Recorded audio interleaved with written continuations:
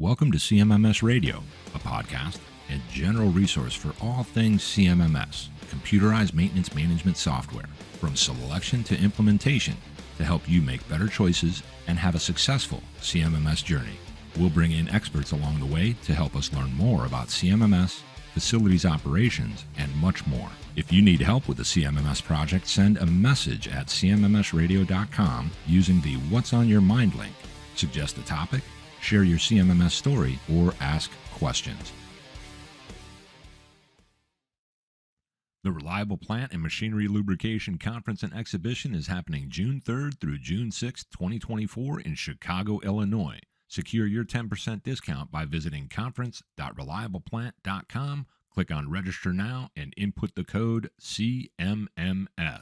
So thank you for tuning in. Today we are talking with Andy Page, and he's the managing partner at Net Result Incorporated, and they're providing engineering, maintenance and reliability, MRO supply chain, and technical training services for enterprises, and they've been doing that since 1996, so it's a long time.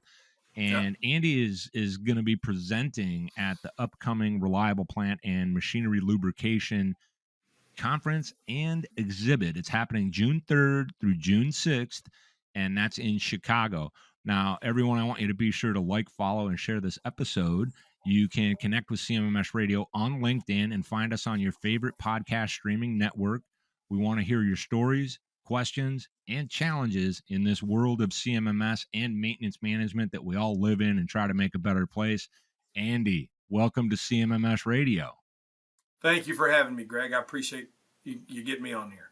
Oh, yeah. No, it's a blast. And, you know, a lot of people that follow along and listen to the episodes or that I talk to, they know I love bringing in experts that have been there, done that. They've improved facilities. They've done the real work.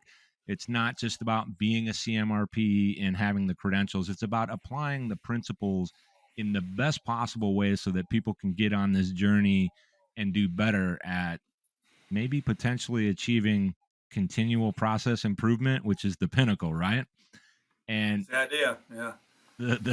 The first thing I want to do, pretty standard question, but I want to kind of explore your background and have you tell us how you got into this whole journey. Like, did it start with influences in childhood? Where did you actually start entering the space? And kind of give us that background and bring us up to today. Yeah, happy to. Thank you. Yeah, so when I started, university in 1988, I was thinking, one of the engineering disciplines, right?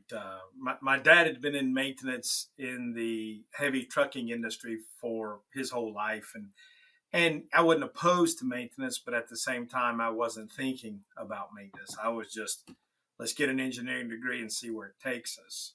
And I wound up doing a 1-year internship or 1-year co-op while I was in college at an aluminum smelter as a maintenance engineer, of all things. And during that time, I was introduced to vibration analysis and infrared thermography and planning and scheduling and a host of other things, of particular interest here. The plant that I worked at, one of the planners was a homegrown programmer, and he had made the CMMS that we were using. And I would wind up working for these guys for almost 3 years. And I couldn't imagine a better training scenario for a young person right out of school when the guy that made the CMMS is 2 doors down from you. And we didn't have to ask anybody to make modifications to the software. That whatever idea he and I came up with, we could do it. We could change anything we want, anytime we want, didn't have to ask a soul.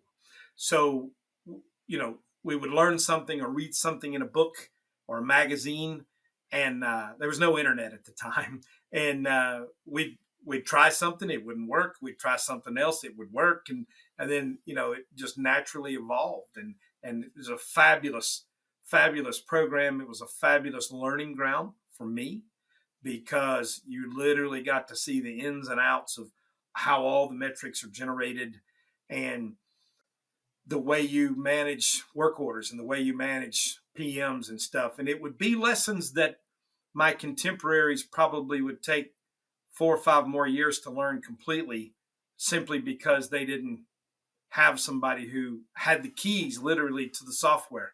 And again, and this is probably the most important thing, we didn't have to ask anybody. We could make changes, and then we'd go tell everybody the changes that we made, and we'd see how it worked. And I mean, it was like this giant experiment, right? It was beautiful, absolutely beautiful. So I would leave there and go to work for a company called CSI that makes vibration analysis and other PDM hardware, but most notably vibration analysis. And I would only be there a year when one of our clients kind of made me an offer I couldn't refuse, as they say, and got Mhm. me into mining for about 8 years, and where I was a reliability leader for a group of mines. And that was really eye opening, really, really fun.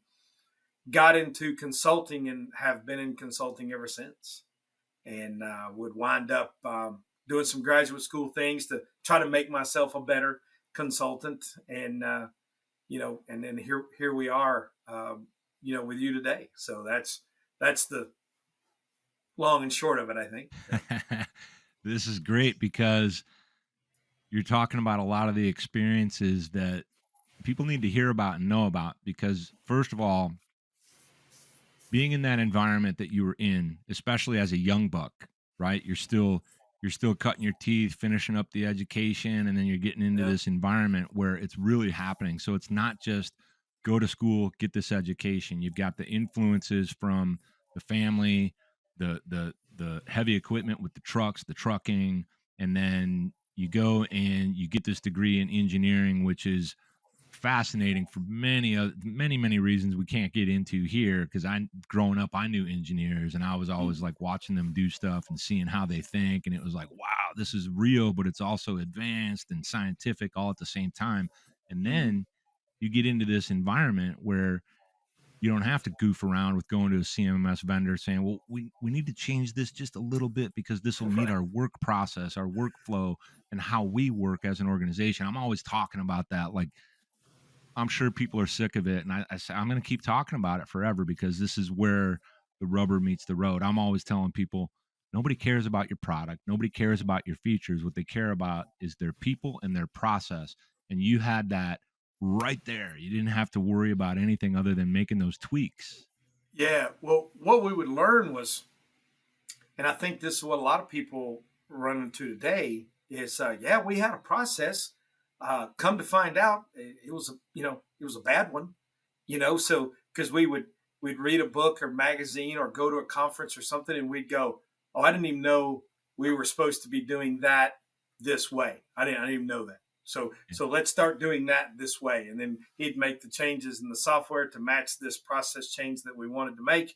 We'd tell all the other planners and supervisors what the new way was, and then we'd try that for a while, and then we'd make small adjustments along the way. I think that's what everybody wants, because usually you run into some place, and not only do they have their CMMS, but they've got about 87 spreadsheets in circulation, and they refuse to use the processes that are inherent to the software they purchased.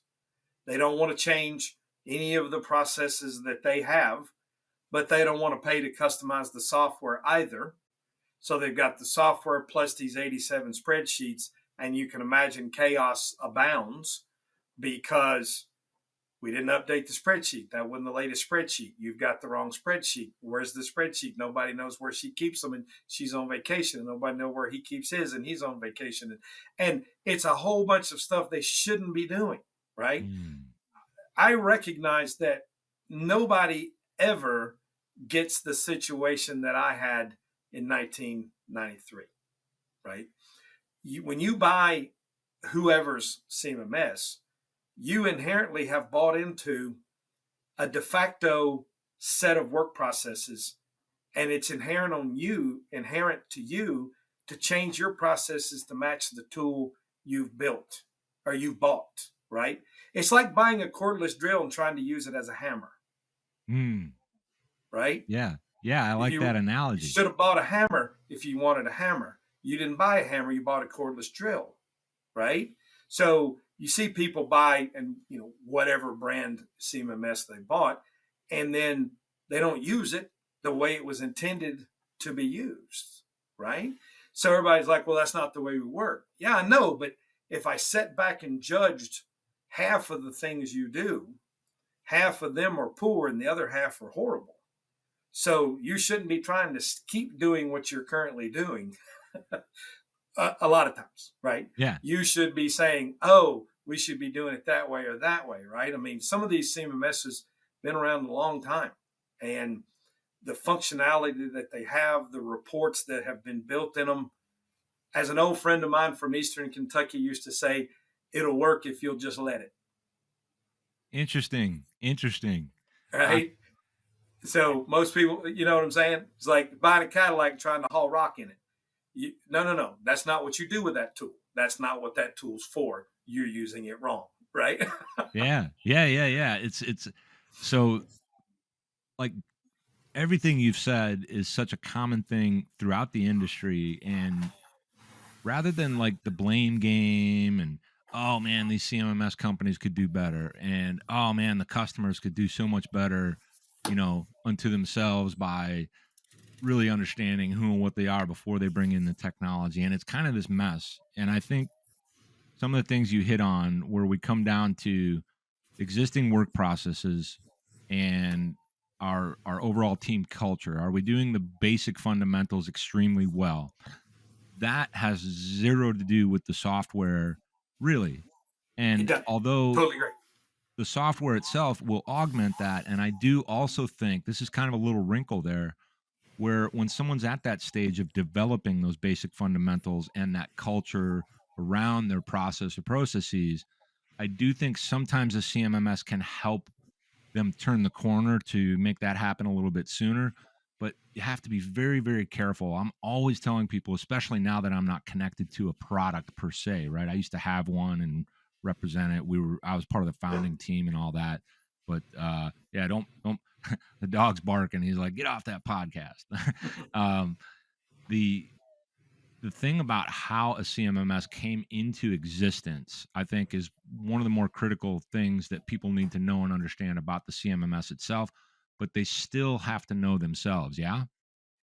This is why I'm so fascinated with this conversation, and why it's a similar conversation, but there's nuances. And this goes back to kind of what you were talking about when you were in that environment where you guys could build the things that you need. You could test them and experiment in real time much quicker than you would otherwise. And I just think, like, even with your education, you went into the mining sector, and now you're dealing with like a whole nother level of big, bad, and how do we incorporate reliability and do proper best practices in this environment. And then you go and get the post education, doctoral, etc. Now you're really, really solidifying these things about knowledge and real time experience about how it really works. So it looked like you had something to add about how the people in the process really get connected into the technology. Yeah, it's funny, right? I mean, as a younger man, I played a lot of competitive pool, like billiards, like 8 ball, 9 ball, that kind of thing. Check this And out. Check this what? out real Yeah, quick. You see that book I'm pointing at? I see a thing. I don't know what it Okay. is. Yeah. That is Confessions of a Pool Hustler by Robert or Bobby Cotton LeBlanc. He's Oh, he's one of my best friends on the planet. So I was no kidding. No kidding. Right. Well, let's just say, without going into too much embarrassing detail, let's just say I found myself in something of a competition one day. Right. And it wasn't going well. Third rack in, I hadn't shot very many times, as they say, right? Well, it was the third rack in when I noticed that the older gentleman with whom I was playing, was shooting. He didn't have a pool cue. It was a broomstick that he had whittled down the end and glued a leather tip on. And similar things have occurred on the golf course where he's only got 5 clubs, none of them match.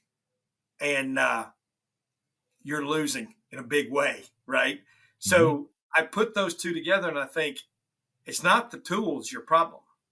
It's the way you're using the tool is the problem, right?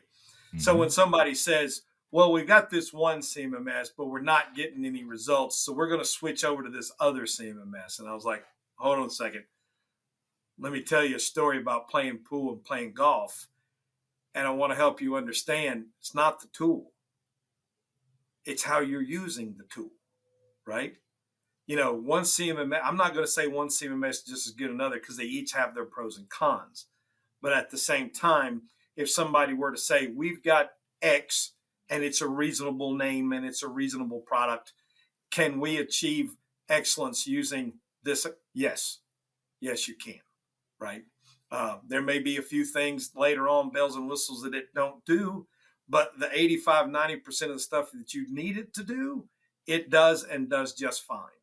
Yeah. So let's think about your mindsets, your behaviors, your leadership. Let's think about your workflow processes. Let's fix the thing that's broken. And a little hint here: it's not the tool you're using. I agree 100% Right? because having been there and done that where I have been there and done it, and Right? then you and a lot of the other what I like to call bona fide experts that come on the show and have all these great conversations. In fact, we're going to be around a ton of them at Reliable Plant that Right? actually want to engage and explore, and it's not competitive, it's collaborative. It's crazy. I mean, that's one of the things Right? I love about Reliable Plant and a lot of the other conferences too, but this one in particular.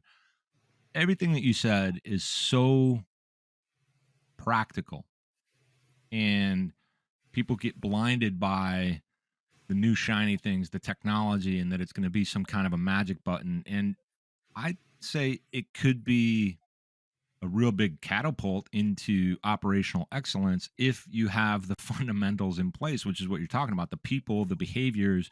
And one of the things we see that's really common out there, and I just want to get your opinion on this, the leadership and people that are bringing in technology solutions, technology stacks, tech stacks to kind of hyper or amplify this process that's in place. They don't realize the process might be broken already, and they don't seem to include frontline workforce as often as they really should in what we're about to do. How are we doing it now so that it's connected to the business as a whole? Do you see that as a common issue or a barrier to CMMS success?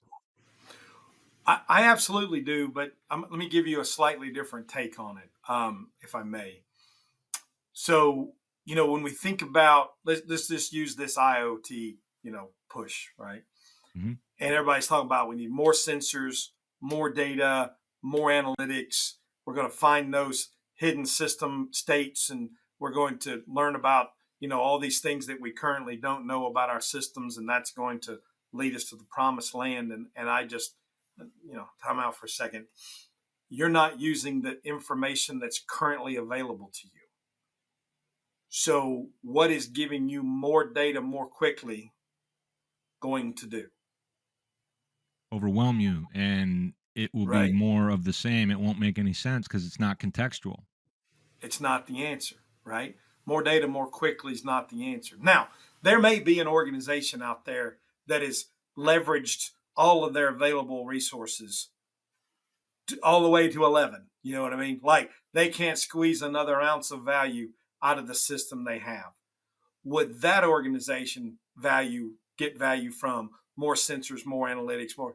Of course they would. Absolutely they would, right? But unfortunately for them, or for us, organizations like that rarely call consulting companies for help, right? Usually we get, if there's level 1 through level 5, right? We'll get calls from the ones for sure, the twos for sure, the threes occasionally. We've always joked that we would love for a level 4 organization to call us and say, we need a swing coach to get to level 5. We'd love your help. Yeah. It's never happened, Why do you right? think that is? Is it a little bit Oh, of hubris? They think they're good? no. It's not that at all. I mean, if I go back to, the my graduate works in psychology, right? Organizational psychology, right? And specifically my doctoral dissertation was on change management, right? Or a particular aspect of change management, right? So one of the things we know from the change world, both from research and just practical, conversations, is that people will change until the pain stops. And when the pain stops, they ask themselves, why change further? Right? What's the title of the book? Good's the enemy of great, or the book Good to Great. And in the first chapter, he talks about good is the enemy of great, right? Most people, when they get good, they stop, and they know they won't become great because they stopped at good, right? So to think about change, there has to be some impetus. There's got to be some driving force. Why are we changing? Most people change because they're in pain, right? Costs need to go down, productivity needs to go up, somebody's job's on the line, blah, blah, blah, blah, blah, right? Yeah. So the moment costs go down, an acceptable amount. The moment productivity goes up, an acceptable amount. The moment we start maximizing our bonuses, the moment the pain stops, so does the impetus for change. So this idea of continuous improvement for the sake of continuous improvement, the true essence of Kaizen, right? Improving just because it's not the destination, but the improvement that comes in us along the journey, right? Very rare thing. Yeah. Very rare thing. So those organizations that have achieved that is truly exemplary. We should stand in awe of those leaders in that organization that instilled a culture where we're not changing to meet a goal. We're changing because it makes us better. Yes, it's almost like, I'm going to take a shot at this. So if we take this concept of like 80-20, or back in the day, I used to say, hey, if you're looking at solutions and ways to make an improvement that are hitting 85% plus of your goals, the fit, all that, you're pretty safe moving forward. And then as you move forward, you're going to attack that remaining 15% constantly and chip away at it. And that's my interpretation of being in a position to exist as an organization that continually improves. They're really, really good, and they do not ever stop at being better. And that is, in fact, the difference between good and great. Yeah. There's not enough of those organizations. And I think it's because of the pain. There's a lot of pain, and they don't have that awareness anymore because they've achieved something, and they think that's what they forget that it's a journey that doesn't ever end. Somehow. Yeah, early on in the change world, they talked about you got to have a burning platform. You used to hear that phrase like, got to have a burning platform, right? Yeah. And what they realized is, and this goes back to kind of like basic human psychology, right? I can't motivate you to change, but I can force you to change, right? So I can create pain, and that will make you do something or another, right? But what happens is it doesn't take long before you say, A, that don't hurt as much as it used to, or B, I'm not going to work here anymore because I don't like the way you are making me feel, right? Mm-hmm.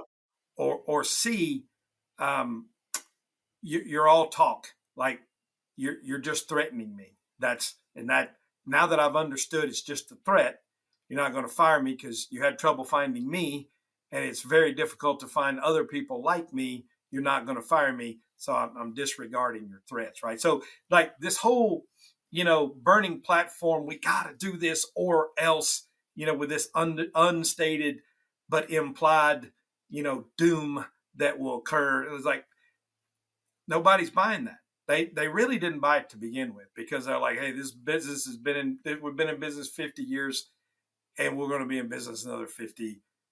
nobody's buying that, man. Right. Sure. So this idea of a burning platform thing, I can get your attention emotionally, but I can only maintain that for a brief period of time. After that, to maintain your vigor, to maintain your vigilance, rather, is what I meant, but to maintain your vigilance, it has to be the right thing to do instead of something out of fear or Right. something out of emotion, right? Insert powerful emotion here, right? They talk about the emotional tail wags the logical dog, right? Not the other way around, right? Mm-hmm. So it's a bit like buying, let's say you buy a sports car, right? And it's really cool. What do they say? A car is only new till you've shown your last friend. And then after that, it's not new anymore, right? Yeah. So, or usually till you make your first payment, right? 45 days later, right? Yeah. Yeah. So you buy this new sports car and it's all cool till you realize kids won't fit in the back seat, can't haul groceries and stuff in the back. It's not practical to drive back and forth to work. And you realize, man, I made a really poor decision. I made a really bad decision of buying this sports car at this time. My financial situation, my family situation, I never should have bought it, right? Yeah. Now, that emotion overwhelmed the logic for a while, but in 3 or 4 weeks, the emotion dies down. It always does. It has to. And the logic takes over. And if the logic doesn't hold, that's when you realize you made a mistake, Yeah. right? Yeah. So what happened in the change world is they stopped using phrases like burning platform, and they started using phrases like, oh, you have to articulate a compelling need for change. Now, what you'll notice about their word choice is they chose the word need, right? Which has this implied kind of set of rules that are beyond your control, set of conditions that are beyond your influence, and all of a sudden you need to do this. Well, those who change out of needs versus those who change out of wants are nowhere near as successful. An organization that has achieved this continuous improvement culture, they didn't do it because they needed to. They did it because they wanted to. Desire. Yeah. So needs versus wants, needs versus desires. Needs will only take you until the needs are met. And then the impetus for change is gone. Whereas desire or want is can be and often is infinite. I want to be better. Better than what? Better than I was yesterday. Yeah. Oh, wait a minute. There's no end to that. That's right. Right. So if we think about our friends from Japan, where we get a lot of these concepts, they talk about do, right? Do means the way. That's how we say it in English, the way. But in actuality, it's really more properly translated the never-ending journey. So we talk about the never-ending journey, right? So when instead of thinking of the way, like the way of karate or whatever, right? Like how to do karate, they go, well, that's loosely translates, right? But what we really meant was this is a journey that has no end. This is a journey you'll be on forever. So when we think about that Kaizen, right? The sculptor sitting at their table for all of eternity, knowing that each stroke of the sandpaper or the jig or whatever, the sculpture's getting just that much better, and that they're growing as a result of it. So it changes our perspective on change, no pun intended. Mm-hmm. And but when you realize it's not a need, it's a want. It's not a have to, it's a want to. It changes everything. That perspective changes everything. So when I mentioned leadership mindsets, that's one of the mindsets we have to talk about. Not me and you, but as any organization that thinks about a change, that's one of the mindsets they have to think about. Like, are you doing this because you have to, or are you doing this because you want to? Yeah. And huge differences. Huge.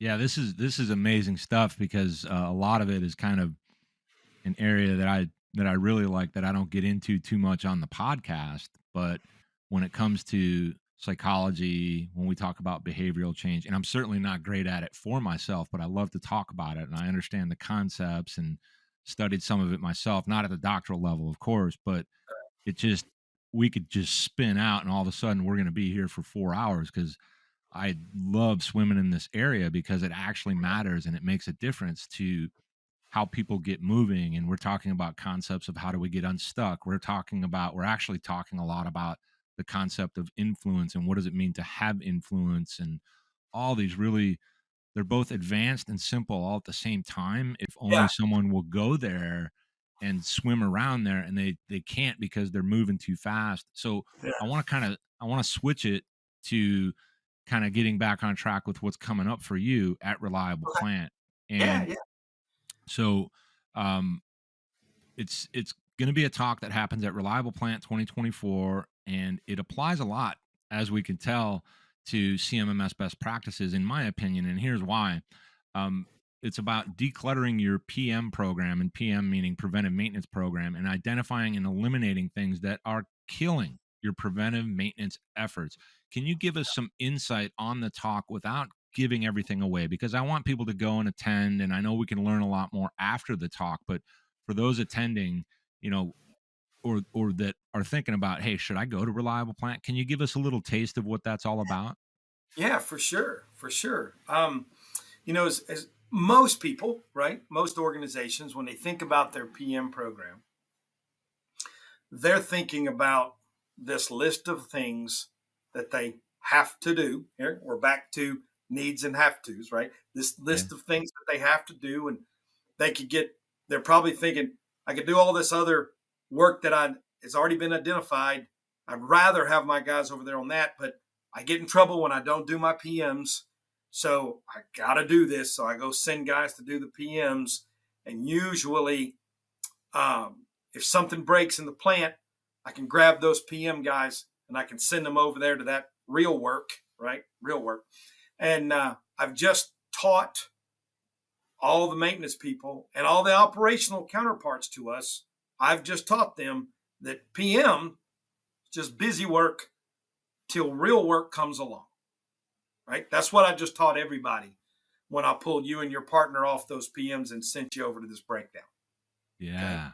So, first of all, we want to talk about that. We want to talk about it's not busy work, right? It's stuff that truly matters. Now here's the problem that goes with that. When you look at how many organizations have designed their PM program, it is not work that matters. It's supposed to be, but it either started as or quickly became something that's completely non-value added and doesn't actually achieve the things PM is supposed to achieve, right? So we're going to dive deep into, in the class, we're going to dive deep into what is it PM programs are supposed to achieve, right? Now, there's three things they're supposed to achieve. We'll just talk about one of them right here. One of the things that's supposed to be happening during a PM is the identification of future work, right? It is not, hey, pop the hood on that thing, dig around and find anything that might be broken, and run to the warehouse real quick and get all the parts you're going to need because they'll have them all, right? That's a separate topic, right? I'm being facetious there a little bit. And then fix everything you can fix until time's up, right? That's what a lot of people think PMs are, right? It's a blank check to work on whatever needs working on, and then until somebody screams that you got to give it back to them, right? PM was never ever supposed to be that, and people that use PM that way are shooting themselves in the foot before they ever start down the hiking trail, right? So as we think about how does a PM supposed to identify and drive future work, we're going to delve very deep into that in the session, and Yeah. we'll talk about again those other two purposes for PM, and we'll try to paint a kind of a holistic picture of what a properly designed PM program is supposed to achieve, and by extension, what's it supposed to look like. Yeah. I think it's extremely valuable because it's one of those areas where so many organizations, so many practitioners are are doing this work and they don't even know that much of it is unnecessary or misplaced or misguided. So I think this is going to be a really valuable presentation for everyone. It happens to be on the same day I'm doing a presentation, but yours is after mine. So I wanted to let everybody know your presentation is going to be on Monday, June 3rd. It's at 2 p.m. Central Time, and that's in Ballroom G. G is in George. And I think people should really go and see Andy present. You're going to learn something for sure. And I also think it has a tremendous amount to do with CMMS, but we can drop the C and we can drop the S, and we can focus on the maintenance management, maintenance best practices, maintenance and reliability best practices. This is Yeah. right in the heart of all that. This is one of those things where you're probably going to learn a ton of stuff about how to eliminate waste, because unnecessary work being performed is completely unnecessary. It's wasteful. So this is going to be great. And for everybody that wants to go to Reliable Plant, I have a discount for those wanting to attend. So you visit conference.reliableplant.com, use the code CMMS, you'll get 10% off. Bring some colleagues, because you want to have somebody go to Andy's presentation. You want to go to the other learning sessions and workshops just like it, so you can take all that knowledge back to your maintenance department and make improvements, talk about these things. There's another way to get in. It's called the Qualified End Users Program, and you can find that on the website as well, where if you're qualified, you get in for $100 to go to the entire conference and learn all this great stuff, collaborate, etc. So now, Andy, it's time for the 3 fun questions segment of CMMS Radio First Timers. Great. Number 1, what is your favorite music? Okay. I love 70s rock and 70s country. Nice. That's good stuff. Next fun question is, what is your favorite sport or hobby? And on the sport, it doesn't have to be one that you play, but you kind of gave us some hints early on. But what is your favorite sport and or hobby? You can do both. It's up to you. My favorite hobby is something called sporting clays. You do it with a shotgun. It's a bit like golf and shotgun skeet put it together at the same time. Yeah. Yeah, Very I cool. love that. And then getting my son into it, and he's way better than he should be at age 13. So it's been good. Good stuff. So the final question in this segment, there are no wrong answers, but I would like to hear your philosophy, perspective, opinion, etc., on the idea of work-life balance.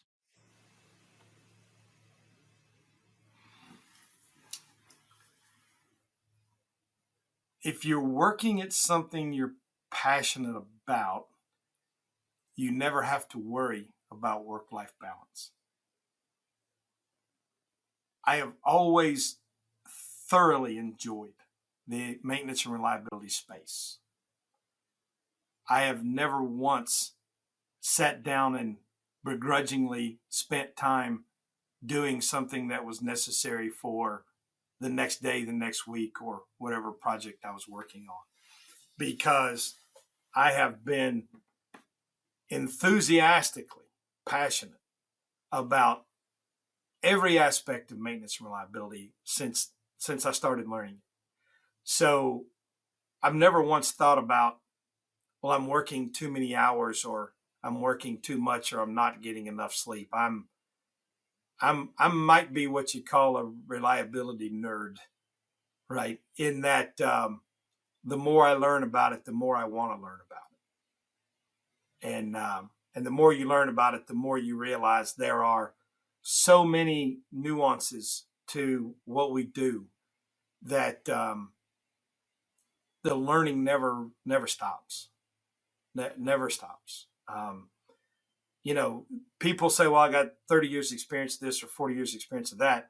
You go, yeah, but there's 73 other topics in the maintenance and reliability space that you hadn't paid any attention to. So while you may have been doing X for 40 years, there's still Y, Z, A, B, C, D, Q, R, P. There's still all these other things that to be learned and to be integrated with the thing that you've been doing.